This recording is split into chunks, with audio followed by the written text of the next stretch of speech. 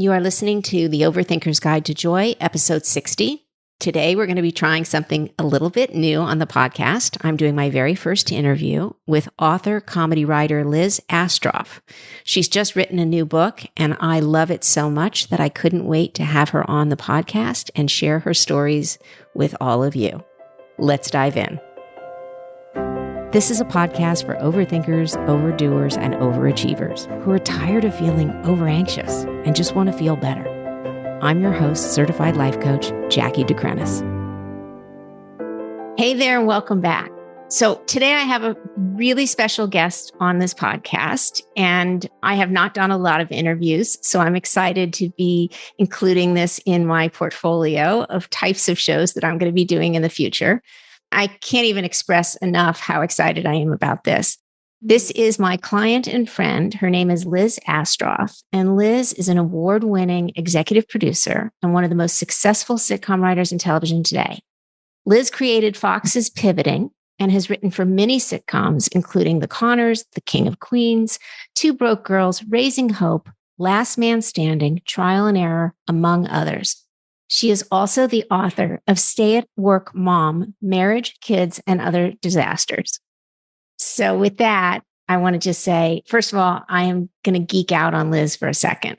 Not only am I a super fan of her writing, but she is one of my favorite clients, and I just love this book. I listened to it on Audible not only once, but twice, because I love hearing her read it, and I just love the words so much. And I love it because anyone who has ever been a working mom can so relate to this book. But I love its honesty. I love that it's both painful and funny. And I love it because it reminds me of my own television career. Although I was not a writer, I was an executive. And Liz and I actually happened to live in the same neighborhood, although didn't really know each other. Right. But we had common friends and we worked with a lot of the same people together. And she just has a way in this book of making me both squirm and laugh and relate and just make me feel seen and validated. And I just love everything about it. So with that, Liz, welcome. Hi, that's so sweet. Hi. So nice. When I got your message, your DM that you loved the book, I was so happy and so thankful and honored because I've always looked up to you as an executive when you were on TV. And then I was like, wow, she likes it. It's so hard for me to take praise. But I was like, wow, when I blacked out and someone else wrote that book, she liked it. She liked what I said. I loved it.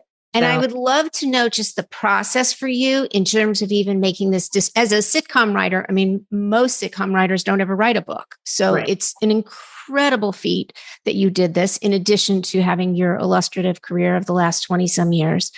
But tell me the motivation to even write this book and how you came to write a book and just all the things. So I would tell these stories. I actually pitched kind of the book, the flashback part, the 80s part, and the growing up part as a pilot 15 years ago. And the response was, we don't want to do a period piece, but also, how do we know that this kid wound up okay? Like, we know you wound up okay, but how do we know this kid wound up okay? And I was like, oh, was it that bad? What happened? The things that happened. And I would tell these stories in the room at work in the writers' rooms, and I would just toss them off like, oh yeah, when my parents, kicked me out because I was overweight and made me go to fat camp, like blah, blah, blah, or my mother kidnapped me. And I just say it so matter-of-factly.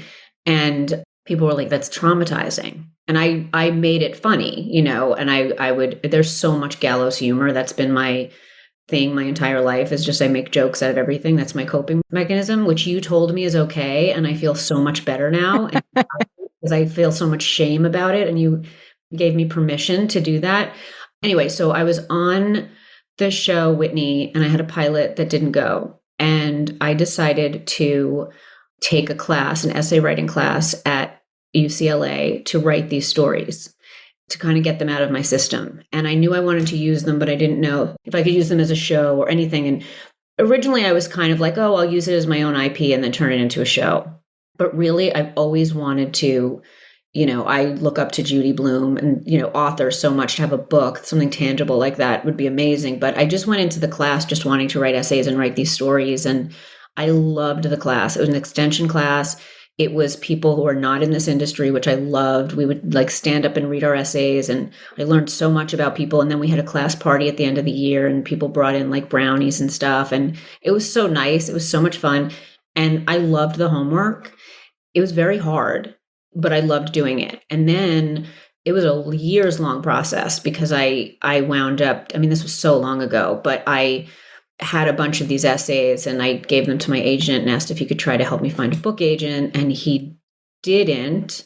So I wound up changing agencies, and the way that my agent got me to sign with him was he sent them to a lit agent in New York and she signed me.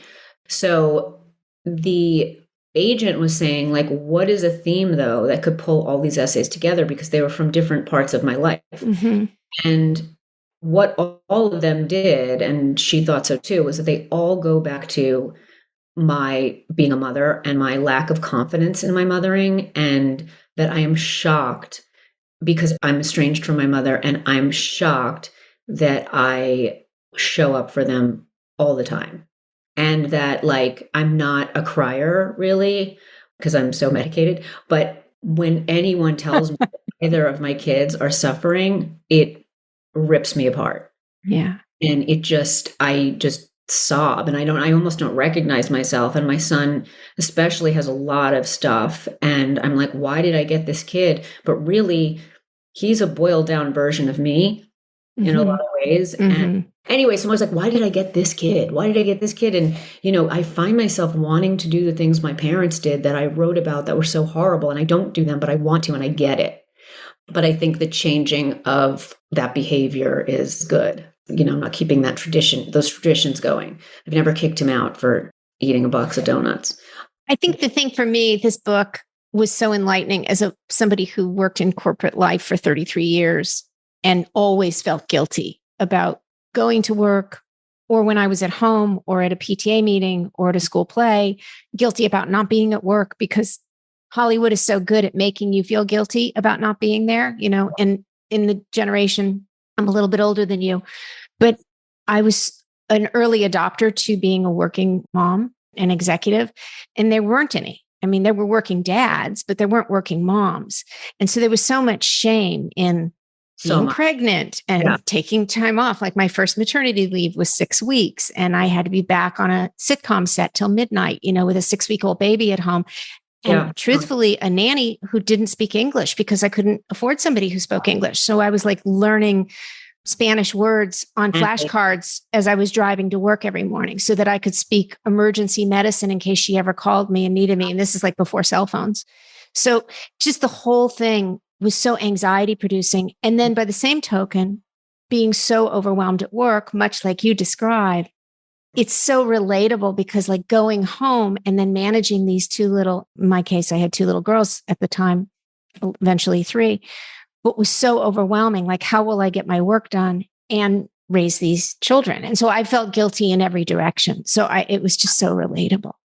Thank you. I do feel like I missed a lot. And also part of what I would do was, and the guilty part is that I would, even given the choice to go home, there are jobs that I've had great hours and I've driven, 11 miles in traffic to Santa Monica to go to a yoga class often. And now looking back, I'm like, why wasn't I home more? Why wasn't I home more? But the thing is that I would be home for 10 minutes and start eating everything in my refrigerator, like so stressed out. And so I think I'm around the perfect amount. And now with COVID, it's been like a jail sentence, but it was very interesting. But I also feel like there is no allowance for women still.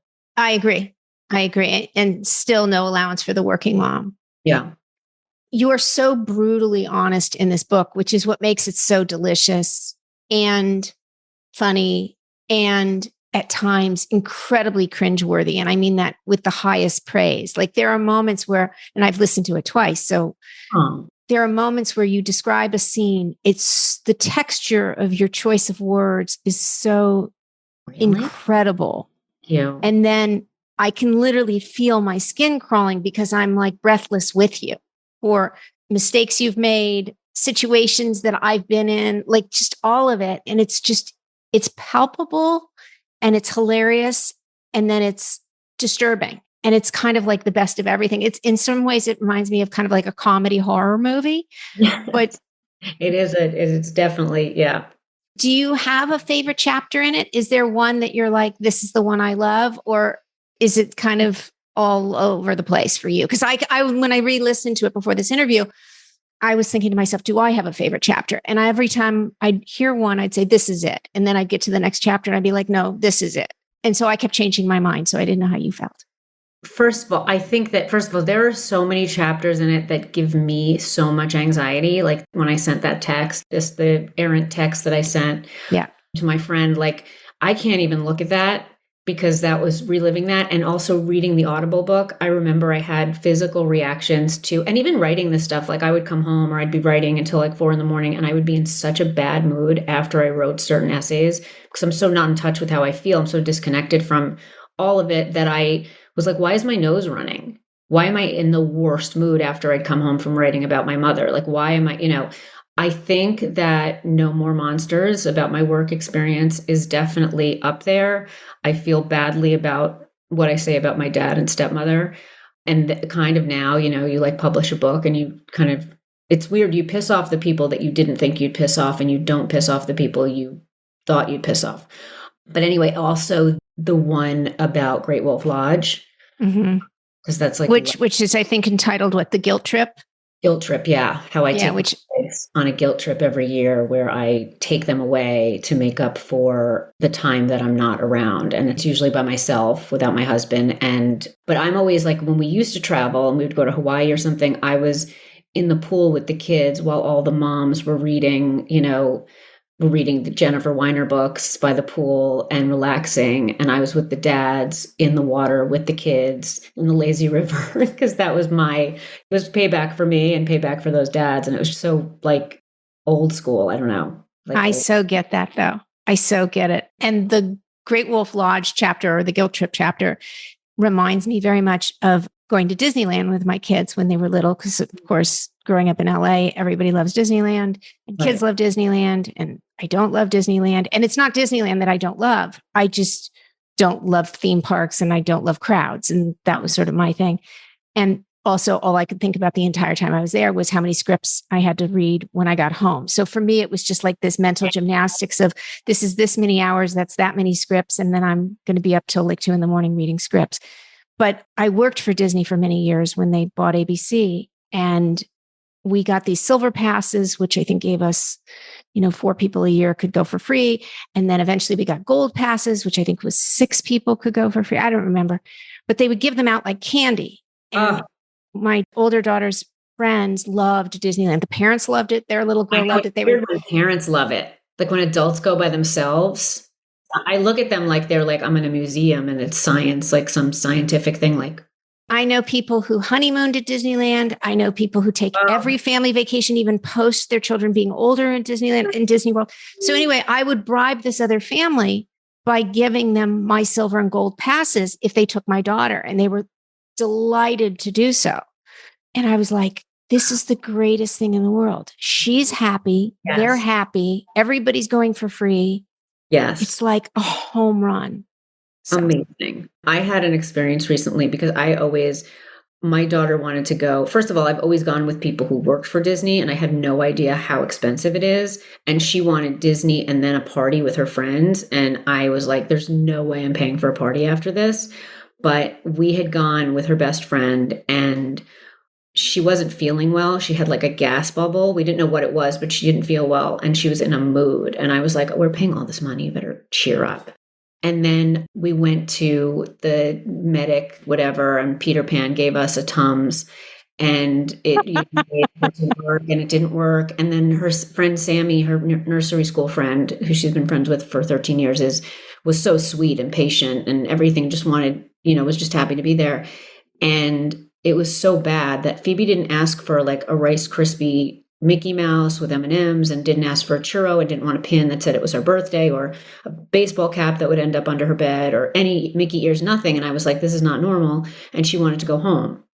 So I was so happy because I was in my head mentally like, I'll do the Peloton at 5 and I'll be home by 6. It's amazing. But then I realized this is her birthday. It was her actual birthday. And my plan for the day was to remove myself physically from my body. I was going to be watching my body walk around, just be someone else, just walk around, do what they want to do, and then re-enter my body when I got home.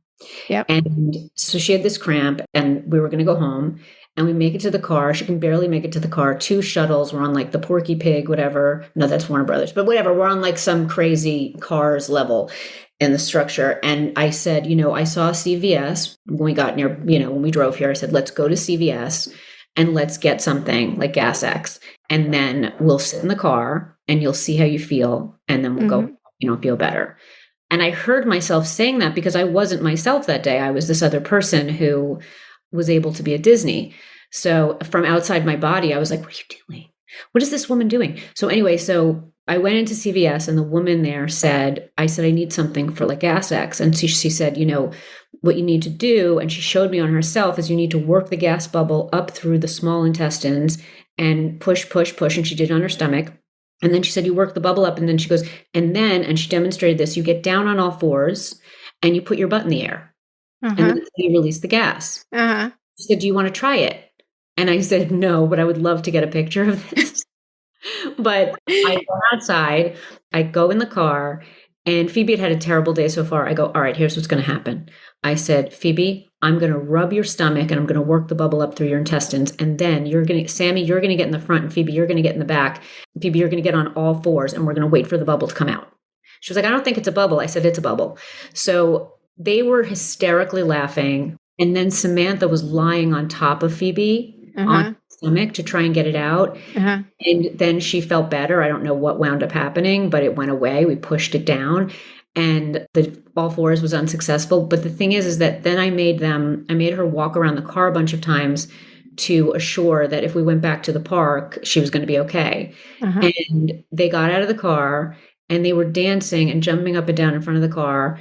And we went back to the park and we were there till it closed. And I was like, that's the kind of stuff I do. That's so unorthodox, kind of like normally I would have been like, let's get you home. And the mother that I think I am would have been like, all right, well, we tried. I tried, Phoebe. I tried.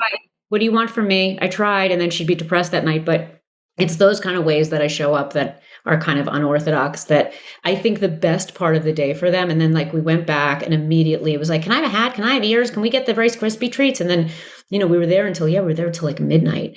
And I have like pictures of them holding hands, and we went on rides, and, it was just, she had the best time. And that's the stuff that I hope she remembers. And also, I was just shocked that I did that. And the best part of the day, though, I feel, was probably in the car. And we could have saved $1,000 just going to CVS and pulling the gas bubble out of her stomach. I mean, they were hysterical, and it makes memories. And like, that's the kind of stuff that I kind of do.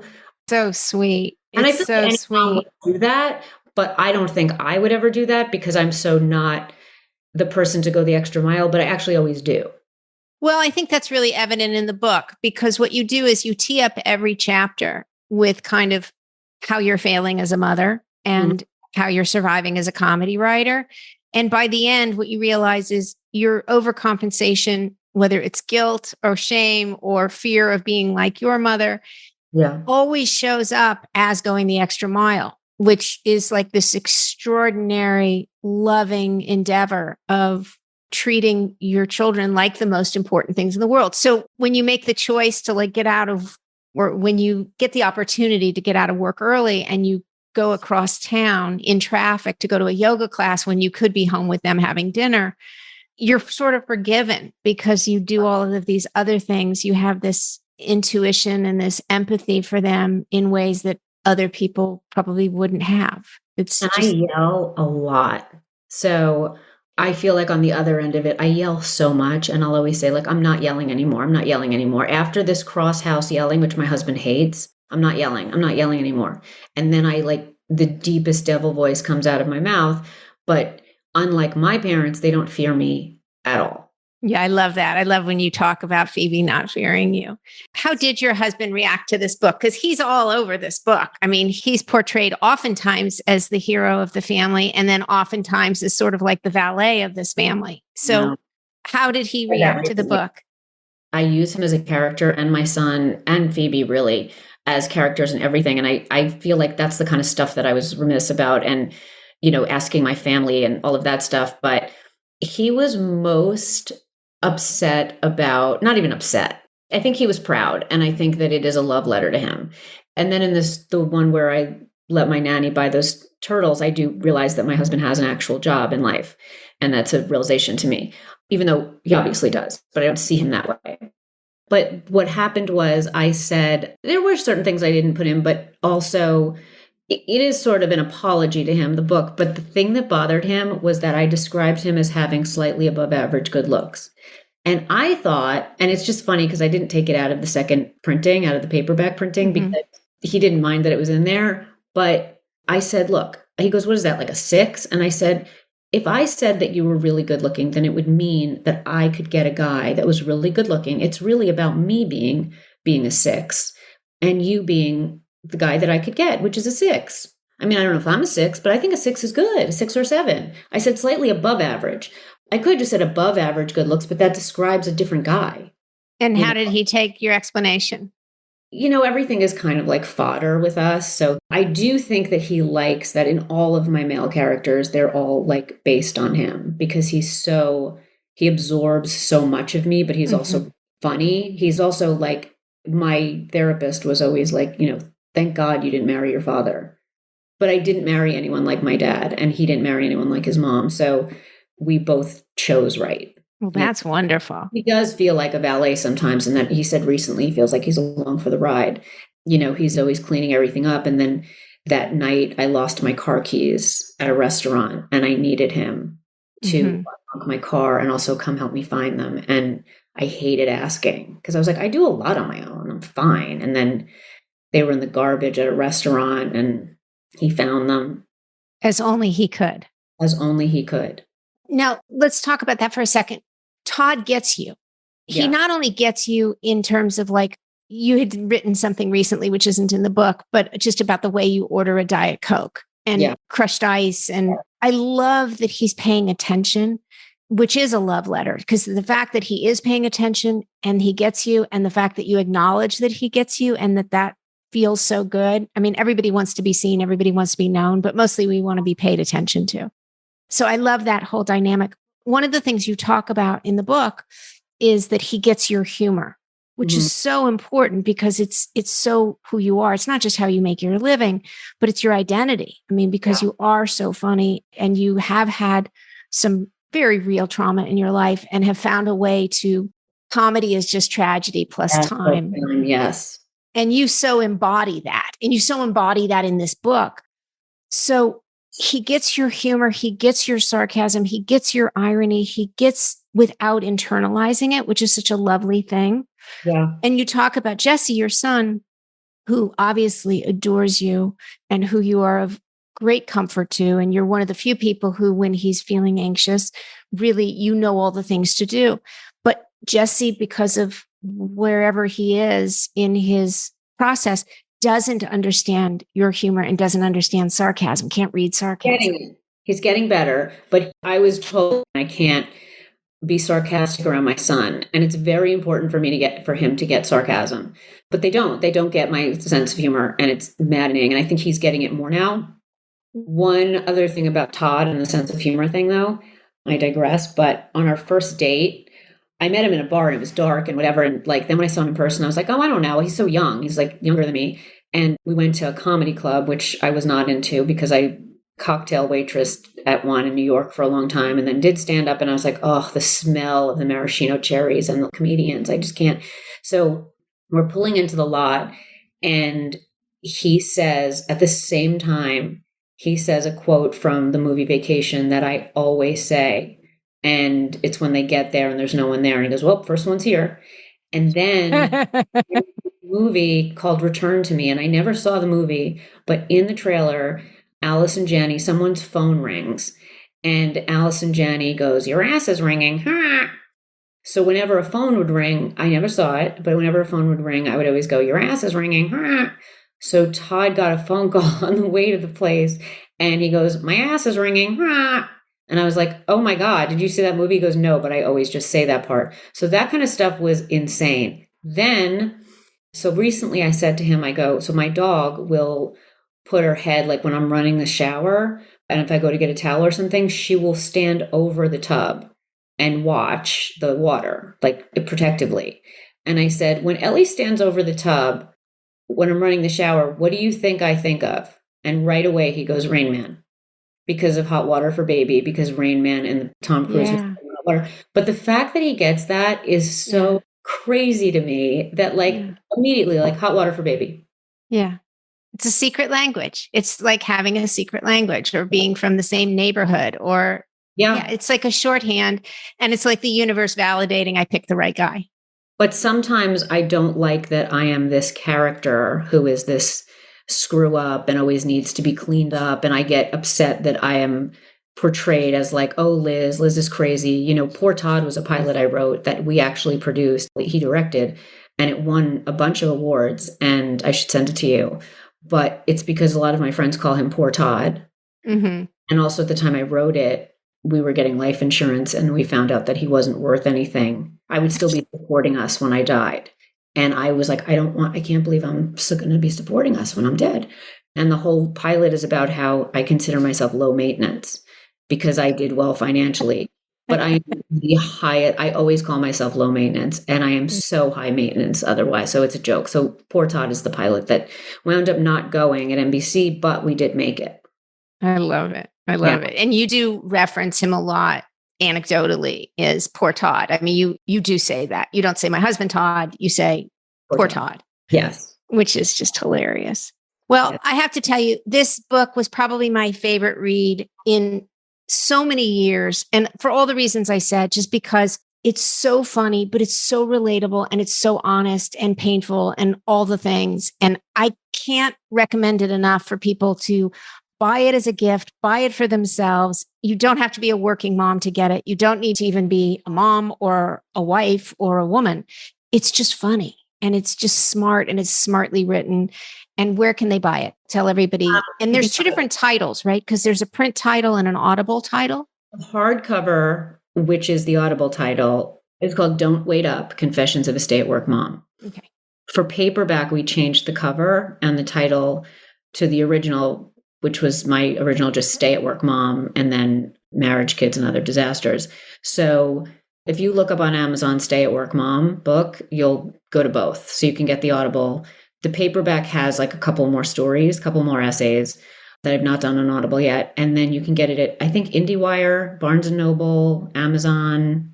I'm not sure where else. But that's a lot. That's easy. It's one click away. Yes. And if you have an Audible subscription like I do, it's so much fun to listen to Liz read it in her own voice because you get all the intonations and subtext. And it's a delicious listen. It's a delicious read.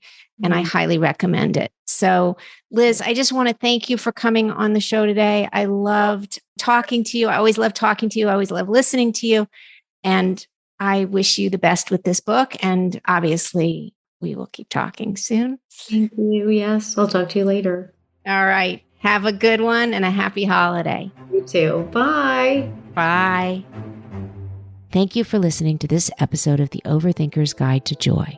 If you're enjoying these episodes, please subscribe or follow this podcast so you can always be in the know when the next episode drops. If you would like to learn more about working with me as a coach, you can connect with me through my website at jackiedecrenis.com. That's JACKIEDECRINIS.com.